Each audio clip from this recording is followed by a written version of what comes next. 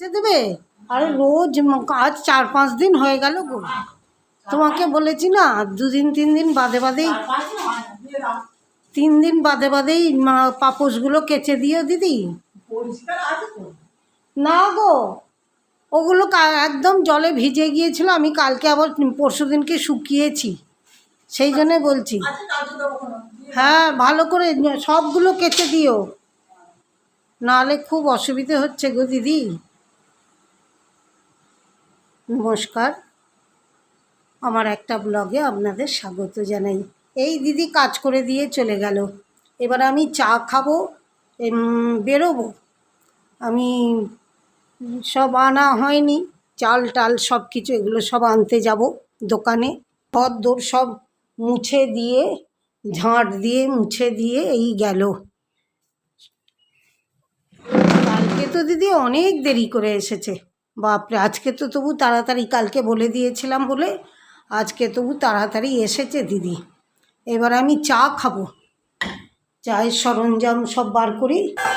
আমি রেশন নিই না, যার জন্য রেশন কার্ড আমি করিই নি। সব কিছু পড়ে আছে, একটুখানি জমা দিলেই হয়ে যাবে। সেই জমাটা পর্যন্ত দিতে যাওয়ার মতো না, খেয়ে দিয়ে উঠে দিতে যাওয়ার মতো ক্ষমতা নেই। তারপরে আমি জিজ্ঞেস করলাম, বলল দুপুরবেলা দিকে যেতে হবে, গিয়ে বিডিওতে জমা দিতে হবে।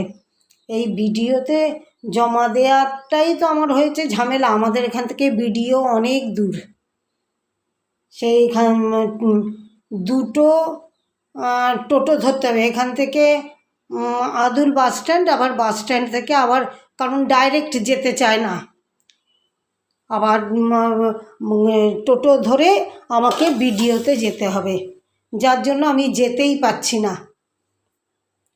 ওগুলো জমা দিতে। কিন্তু আমাকে আজকে মনে হচ্ছে আমাকে জমা দিতেই হবে।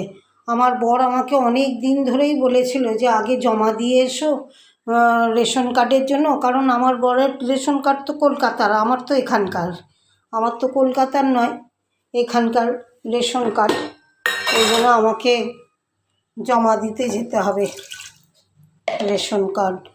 ওই কার্ডের সব কিছুই করে দিয়েছে, অনলাইন থেকে করা হয়ে গেছে, শুধু জমাটা দিতে যাব। আগে চাটা খেয়ে নিই।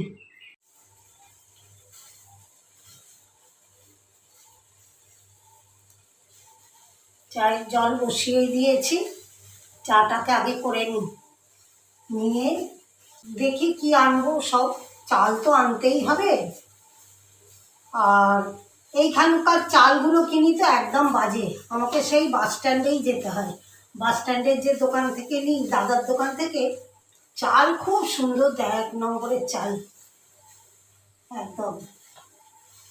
সেই জন্য চালটাকে আমাকে আনতেই হবে সেই বাস স্ট্যান্ড থেকে। এখান থেকে একদম অল্প নিয়ে এসেছিলাম, নিয়ে এসে খেয়ে দেখলাম চালটা কেমন, ভালো কি না। ভালো হলে তাহলে এখান থেকেই নিতাম, কিন্তু দেখলাম না, ভালো না, চালটা একদম বাজে। ভাত গলে যাচ্ছে, একদম হাঁড়িতে করছে তাই, প্রেসারে করলে তো আরও গলে যাবে, একদম বাজে। অল্প চাল নিয়ে এসে আগে রান্না করে দেখেছিলাম, যদি ভালো হতো তাহলে এখানে যেতাম, কিন্তু না, চালটা দেখলাম খুবই বাজে। আমাকে সেই বাস স্ট্যান্ডে যেখান থেকে নিয়ে আসি দাদার দোকান থেকে, ওখানেই যেতে হবে। ওই জন্য তাড়াতাড়ি করছি। দিদি কাল অনেক দেরিতে কালকে এসেছিল, বাপের বাড়ি গিয়েছিল, কালকে আর ফিরতে পারেনি। আর কালকে সকালবেলা কাজে এসেছে অনেক দেরিতে, প্রায় 11টা, সেই সময় দিদি কাজে এসেছে। আমি বললাম, দিদি এত দেরি না, আমি বাপের বাড়ি গিয়েছিলাম, কালকে রাত্রে ফিরতে পারিনি, সেই জন্য অনেক দূর, ট্রেনে করে যেতে হয়, একটু দূরে আছে, ফিরতে পারিনি। আজকে তারা ফিরেছি, ফিরে তাড়াহুড়ো করে আনছি। 11টা বাজে তো, 11টা বাজে 10। বলছে কি আছে, তোমাকে তো বলেছি কাজ ফেলে রেখে দেবে, আমি এসে ঠিক করে নেবো। কামাই করে না একদিনও, এটাই আমার সুবিধে, সেই জন্য আর কিছু বলিও না। দিদি এসে কাজ করে দিয়েছে আজকে, ওই জন্য কালকে বলে দিয়েছিলাম আজকে তাড়াতাড়ি আসতে, দেরি করবে না, আমি বাজার যাব, দোকান যাব, ওই জন্য আজকে তাড়াতাড়ি এসেছে, অনেকটাই তাড়াতাড়ি এসেছে আজকে কাজে। যাই হোক, হয়ে গেছে, দিদি চলে গেছে। এবার চাটা খেয়ে জামাটা একটুখানি, ড্রেসটা চেঞ্জ করে নিই, করে আবার ভিডিওতে তো যেতে হবে, সেটাও আর একটা চিন্তা আছে। আবার এ সময় লক্ষ্মী হচ্ছে না 12:30 থেকে জি বাংলাতে, ওইটা আমার খুব ভালো লাগে। এর আগে আমি দেখেছি জি বাংলাতে এ সময় লক্ষ্মী। কি বলে আমাকে আবার তাড়াতাড়ি বাড়িও আসতে হবে, এসে সব কিছু করে রেখেই আমি যাব কমপ্লিট করে। টুকটাক আজকে মঙ্গলবার তো ইচ্ছা আছে এটা করব, হচ্ছে নিম পাতাটা ভাজবো। মঙ্গলবার ছাড়া ভাজতে পারি না, শনি মঙ্গলবার ছাড়া। ওই জন্য ইচ্ছা আছে আজকে একটু নিম পাতাটা ভেজে নেবো। ভেজে আলু ভাতে দিয়ে খেতে ভীষণ ভালো লাগে। একটুখানি আলু ভাতে দিয়ে দেবো, দিয়ে আর ওই নিম পাতা আছে, নিম পাতা দিয়ে বাজার তো যাচ্ছে, আর কি আনতে পারি দেখি এনে করব রান্না। আজকে বেরোবার তাড়া আছে তো, ওই জন্যে অন্য কিছু দিয়ে খাবো না একদম। এই ওষুধটা খেতে হবে বলে এই যে 4টে বিস্কুট নিয়েছি। এই 4টে বিস্কুট খেয়ে, ওষুধটা খেয়ে, চা খেয়ে ড্রেসটা চেঞ্জ করে বেরিয়ে পড়বো। 10টা বেজে গেছে, ওই জন্য তাড়াহুড়ো করছি। যাক, আজকের মতো আমি ব্লগটা শেষ করলাম, কারণ এরপরে শেষ করলে আরও অনেক দেরি হয়ে যাবে। তো আজকের মতো ব্লগটা শেষ করলাম। আমি চা, এই যে চা আর এই যে বিস্কুট খাবো।